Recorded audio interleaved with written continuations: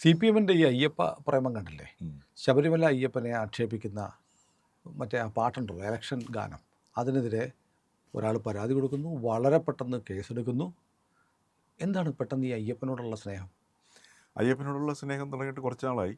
ഉം. ഇപ്പോൾ ഉദാഹരണത്തിന് അയ്യപ്പനോട് ആദ്യം ഈ പറഞ്ഞ പോലെ ഈ ലവ് ഹേറ്റ് റിലേഷൻഷിപ്പ് തന്നെ പറയുന്നത് പോലെ ഉം. ഇവിടെ പിണറായി വിജയൻ തുടങ്ങിയത് ഈ ഹേറ്റ് ലവ് റിലേഷൻഷിപ്പിലേക്കാണ് വന്നിരിക്കുന്നത്. ആദ്യം ഈ അയ്യപ്പനെ ഒന്ന് എന്താ പറയുക, അയ്യപ്പനെ ഒന്ന് ചൊറിഞ്ഞു നോക്കും. അല്ല, ഇവിടെ ഞാൻ കഴിഞ്ഞ ദിവസം ഒരു പോസ്റ്റർ ഉണ്ട്. ഉം. അയ്യപ്പൻ ഇങ്ങനെ കുനിഞ്ഞു നിൽക്കുന്നു, ഒരു സ്ത്രീ കാലക്കകത്തി വെച്ച് നിന്നിട്ട് ഞങ്ങളുടെ കാലിൻ്റെ ഇടയിലേക്ക് നോക്കണ്ട അയ്യപ്പ എന്നുള്ള പോസ്റ്റർ വെച്ചത് സി പി എം ആണ്. അതെ അതെ അയ്യപ്പൻ ശബരിമലയിൽ ആരും വരാത്ത കാരണം അയ്യപ്പൻ കല്യാണം കഴിച്ചു കാണും അതെ അതെ എന്ന് പറഞ്ഞത് എം സ്വരാജ്. സ്വരാജാണ്. ഇങ്ങനെ അയ്യപ്പനെ ഏറ്റവും കൂടുതൽ ആക്ഷേപിച്ചവരാണ്. അതെ. അപ്പോൾ തെരഞ്ഞെടുപ്പിൽ ഒരു പാട്ട് പാടിയത് ഇവർക്ക് വല്ലാത്ത ക്ഷീണമായി. സ്വർണം കട്ടവനാരപ്പ, സഖാക്കളാണേ അയ്യപ്പ എന്ന് പറയുമ്പോൾ പാർട്ടിയുടെ മർമ്മത്ത് കൊള്ളുന്നുണ്ട്.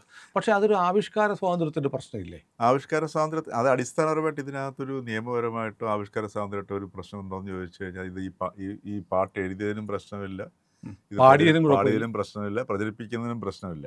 ഇവിടെ ഇപ്പോൾ സി പി എമ്മിൻ്റെ ഒരു പ്രശ്നം എന്ന് വെച്ച് കഴിഞ്ഞാൽ ഇത് ഓൺലൈനിൽ കടന്നു കഴിഞ്ഞാൽ അവിടെ കിടക്കും.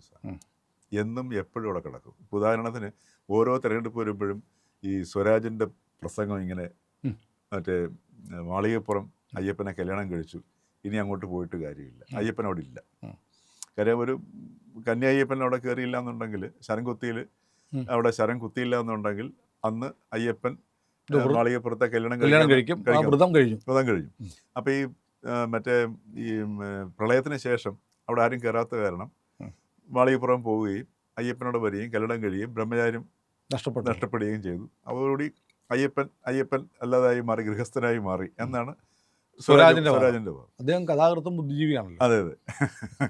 അപ്പോൾ അത് ആ ഒരു അവസ്ഥയിൽ നിന്ന് മാറിയിട്ടാണ് ഈ പറഞ്ഞതുപോലെ ഇപ്പോൾ അയ്യപ്പനെ സേവിച്ചുകൊണ്ട് മുന്നേറാം എന്നുള്ളൊരു ഇത് വന്നു. അത് അയ്യപ്പനോടുള്ള സ്നേഹമൊന്നും ആയിരിക്കില്ല, കാരണം വലിയ തിരിച്ചടി ഉണ്ടായി. ഈ പാട്ട് വല്ലാതെ ചാട്ടുപൊടി പോലെ കൊണ്ടു. അല്ല, ഒന്നാം പിണറായി സർക്കാരിൻ്റെ കാലത്ത് അതിന് തൊട്ട് മുമ്പും ഈ മുസ്ലിം സമുദായത്തെ ആയിരുന്നു പ്രീണിപ്പിച്ചിരുന്നത്.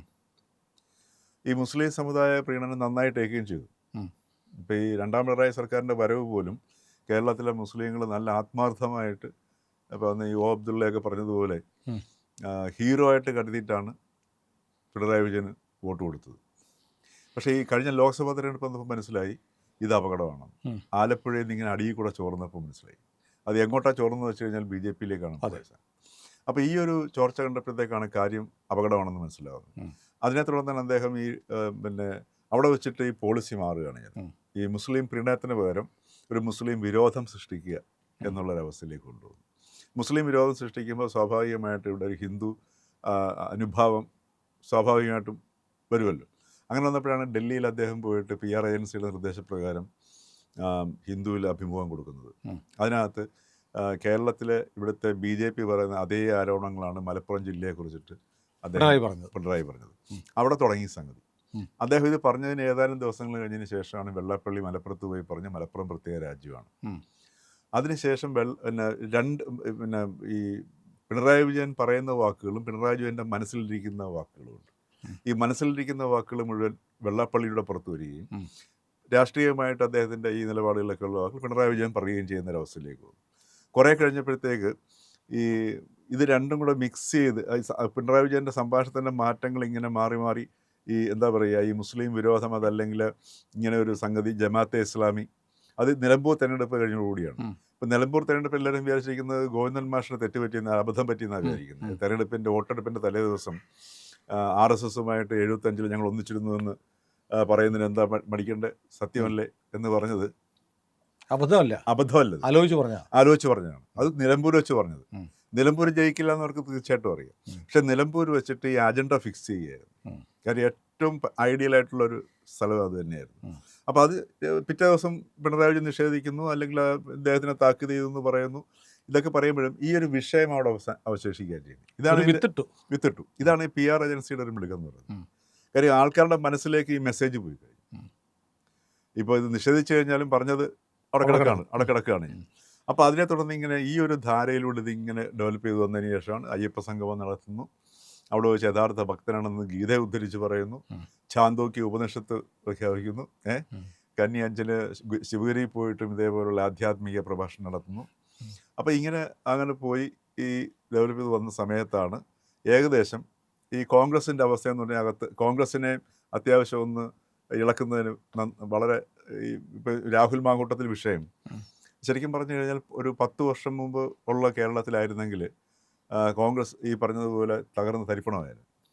ഇന്നത്തെ വർത്തമാനകാല കേരളത്തിൽ അഴിമതി, ലൈംഗിക ആരോപണം ഇങ്ങനെയുള്ള സംഗതികളൊന്നും ബാധിക്കാത്ത അവസ്ഥയിലേക്ക് കേരളം മാറിയിട്ടുണ്ട്. അതൊരു പ്രശ്നമേ അല്ലാതെ അത് നോർമലൈസ് ചെയ്യപ്പെട്ടു. യൂറോപ്യൻ കൾച്ചറിലേക്ക് നോർമലൈസ് ചെയ്യപ്പെട്ട കൾച്ചറിലേക്ക് വന്നു. അപ്പോൾ അത് ഇവർ തിരിച്ചറിഞ്ഞിട്ടില്ല. ഇപ്പോൾ ഉദാഹരണത്തിന് ഇപ്പം കുറേ വർഷങ്ങളായിട്ട് പെൺവിഷയമാണ് തെരഞ്ഞെടുപ്പ് വരുമ്പോഴത്തേക്ക് എൽ ഡി എഫ് എടുത്ത് ഉയർത്തുന്നത്. ഇപ്രാവശ്യം അതുപോലെ രാഹുൽ മാങ്കൂട്ടത്തിൽ വിഷയം എടുത്തിട്ട് അലക്കാമെന്ന് വിചാരിച്ചു. അങ്ങനെ പൂർണ്ണമായിട്ട് എടുത്ത് അലക്കാനും പറ്റുന്നില്ല. കാരണം അവിടെ രാഹുലിൻ്റെ ഒരെണ്ണം എടുത്ത് അലക്കുമ്പോഴത്തേക്ക് ഇവിടെ ഒരു ഡസൻ ഇങ്ങനെ അപ്പുറത്തേക്ക് പൊങ്ങി വരുന്നു. അപ്പോൾ ഇങ്ങനെ വന്ന സമയത്താണ് ഈ മുസ്ലിം ഹിന്ദു ഡിവൈഡ് അത് ശക്തമായി കൊണ്ടുപോയി കഴിഞ്ഞാൽ ഈ വരുന്ന നിയമസഭാ തിരഞ്ഞെടുപ്പിൽ ഇപ്പോഴും അവരുടെ കാൽക്കുലേഷനിൽ അത് ആ ഒരു ദിശയിൽ തന്നെ പോകാൻ തന്നെയാണ് CPM-ൻ്റെയും LDF-ൻ്റെയും വിശേഷിച്ച് CPM LDF എന്ന് പറഞ്ഞാലും CPM തന്നെയാണ്, പിണറായി വിജയൻ തന്നെയാണ് ആ തീരുമാനം എന്നുള്ളതാണ് ഇപ്പം നമുക്കത് വ്യക്തമാകുന്നത്. അപ്പോൾ അതിനൊരു തടസ്സം ഈ പാരഡിയാണ്. ഈ പാരഡി വന്ന് നടക്കുമ്പോഴത്തേക്ക് ഈ പാരഡിയുടെ ഒരു പ്രത്യേകത എന്ന് വെച്ച് കഴിഞ്ഞാൽ അത് നമ്മൾ ഭയങ്കരമായിട്ട് ഒരു സൂക്ഷ്മ ബുദ്ധിയോടെ വിശകലനം ചെയ്യേണ്ട ഒരു സാധനമാണ്. കാരണം വെച്ചാൽ ആ പാട്ട് സാമിയെ അയ്യപ്പോ എന്നുള്ള പാട്ടിൻ്റെ സാധനമാണ്. അതിനകത്തുള്ള ട്യൂൺ, ഈ ട്യൂൺ എന്ന് പറഞ്ഞത് സംഗതി, ഈ ട്യൂണിനകത്തൊക്കെ ഒരുപാട് അന്തർലീനമായ നമ്മുടെ DNA കിടക്കുന്നത് പോലെ സാധനങ്ങൾ കിടപ്പുണ്ട്. മനസ്സിലായി? അതൊന്നും പ്രത്യക്ഷത്തിൽ നോക്കി അറിയത്തില്ല സംഗതി. അപ്പോൾ ആ ട്യൂണിൻ്റെ DNA-ക്കകത്ത് ഈ കേരളത്തിൻ്റെ ഈ ഒരു കൾച്ചറും ഒരു മനസ്സും നമ്മളറിയാതെ നമ്മളുള്ളിൽ കിടക്കുന്നത്. ഇപ്പോൾ നമുക്കൊരു സംഗതി കാണുന്നു, പെട്ടെന്നത് കാണുന്നതുകൊണ്ട് നമ്മൾ പറയുന്നു ഇതെനിക്ക് ഇഷ്ടമല്ല, പെട്ടെന്ന് നമ്മൾ മാറ്റുക ചെയ്യുന്നു. ആ ഇഷ്ടമല്ല എന്ന് പറയുന്നത് നിങ്ങളുടെ അബോധ മനസ്സിൽ കിടക്കുന്ന ചില ധാരണകളുടെ അടിസ്ഥാനത്തിൽ ഉണ്ടാകുന്ന ഇഷ്ടക്കേട് നിങ്ങളുടെ ചില ആളുകളെ പോലും കാണുമ്പോൾ നമുക്ക് ഇഷ്ടപ്പെടുന്നു. ഇഷ്ടപ്പെടും. അത് ഈ അബോധ മനസ്സിൽ കിടക്കുന്നത്. അപ്പോൾ ഈ അബോധ മനസ്സിലൂടെയാണ് നമ്മൾ ഈ ബോധ മനസ്സ് വെച്ച് പ്രവർത്തിക്കുന്നത്. ഓരോ നിമിഷവും നമ്മൾ അതിലൂടെ പ്രവർത്തിക്കും. അപ്പോൾ ഈ അബോധ മനസ്സിൽ കിടക്കുന്ന ഈ സൂക്ഷ്മ ഘടകങ്ങളെ ഉണർത്തുന്നതിൽ ഈ പോറ്റിയെ കയറ്റി എന്നുള്ള സംഗതി ആ ടോൺ ശക്തമായിട്ട് ഉണർന്നത് സ്വാമിയെ അയ്യപ്പോ. മറ്റേ വരി ഭയങ്കരല്ലേ, സ്വർണം കട്ടത് ആരപ്പ സഖാക്കളാണ് അയ്യപ്പ. അപ്പോൾ ആ ഒരു ഇതിലേക്ക് വന്നപ്പോഴത്തേക്ക് അത് ഈ സംഗീതവും പാട്ടും എന്ന് പറയുന്ന കവിത എന്നൊക്കെ പറയുന്ന സംഗതി മസ്തിഷ്കത്തോടെ അല്ല അകത്ത് കയറുന്നത്, അത് ഹൃദയത്തിലൂടെ അകത്ത് കയറുന്നത്. അതാണ് ഈ ഗദ്യവും പദ്യവും തമ്മിലുള്ള വ്യത്യാസം എന്ന് പറയുന്നത്. അപ്പോൾ ഈ ഒരു രീതിയിലേക്ക് ഇത് കമ്മ്യൂണിക്കേറ്റഡ് ആയി. അതിനകത്ത് എഴുതിയിരിക്കുന്ന ഈ ആദ്യത്തെ ഒരൊറ്റ വരികൾ പോറ്റിയെ കയറ്റി എന്ന് പറഞ്ഞ സാധനം കേൾക്കുമ്പോൾ നമ്മൾ അതിൻ്റെ ഒരു കൗതുകം വെച്ച് നമ്മൾ ആദ്യം ശ്രദ്ധിക്കും.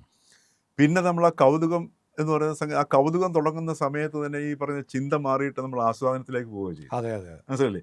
ഇത് മുഴുവൻ ആസ്വാദനത്തിൻ്റെ ഭാഗമായിട്ട് എങ്ങനെയാണോ നമ്മളൊരു നല്ല അതിമനോഹരമായ ഒരു പഴം കഴിച്ചിട്ട് അതിൻ്റെ പോഷകങ്ങൾ ഉള്ളിലേക്ക് പോകുന്നത്, അതേപോലെ ഈ പാട്ട് ചില യാഥാർത്ഥ്യങ്ങൾ തലച്ചോറിലേക്ക് പോവാണ്, ഉള്ളിലേക്ക് കടത്തി വിട്ടെന്നുള്ളതാണ്, കൺവിൻസ്ഡ് ആയി എന്നുള്ളതാണ്. അപ്പോൾ ഇത് ഇവിടെ കിടക്കുന്നത്, ഇത് CPM-കാർക്ക് കേട്ട് കഴിഞ്ഞാൽ പോലും, സാധാരണ ഏത് മനുഷ്യനെ കേട്ട് കഴിഞ്ഞാലും ഇത് സത്യം പറയുന്നതിനകത്ത് പെട്ടവരൊക്കെ സംബന്ധിച്ച് പൊള്ളും.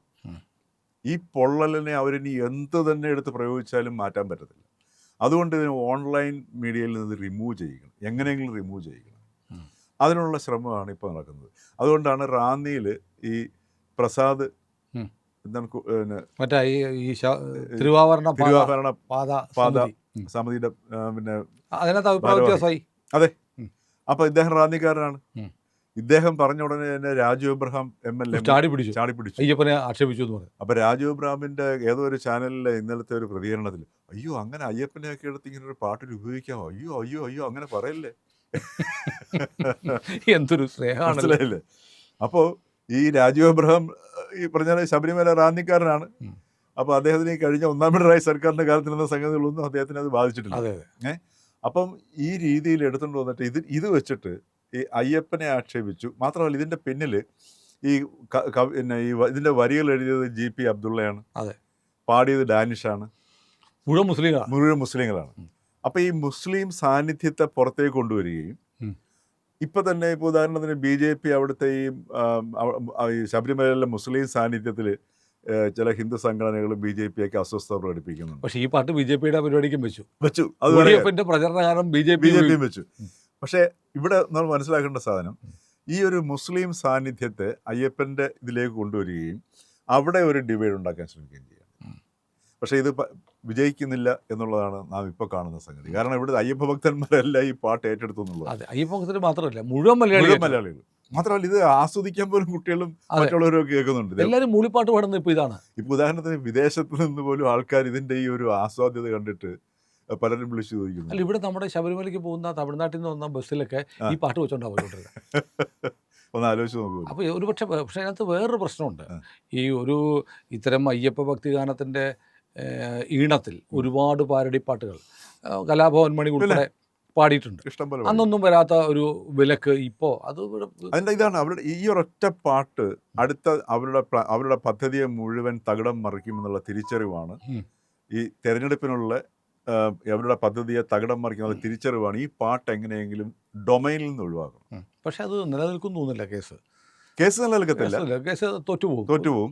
പക്ഷെ അതിൻ്റെ കൂട്ടത്തിലാണ് അങ്ങനെയാണെങ്കിൽ പോലും ഈ ഒരു മുസ്ലിം സാന്നിധ്യവും അയ്യപ്പനെ ഉണ്ടാക്കിയെടുത്തത് മുസ്ലിംസാണ്. ഉദാഹരണത്തിന് അവരുടെ നറേറ്റീവ് എന്താണ്? അയ്യപ്പനെ ആക്ഷേപിച്ചു. ആരാ ആക്ഷേപിച്ചത്? എഴുതിയവരും പാടിയവരും ചിട്ടപ്പെടുത്തിയവരും പബ്ലിഷ് ചെയ്തവരും. അവരാരാ? മുസ്ലിങ്ങൾ. എന്ന് വെച്ചാൽ പച്ച മലയാളത്തിൽ പറഞ്ഞാൽ മുസ്ലിങ്ങൾ അയ്യപ്പനെ ആക്ഷേപിച്ചു. ഇത് ഹിന്ദുക്കളായിട്ട് എടുക്കണം.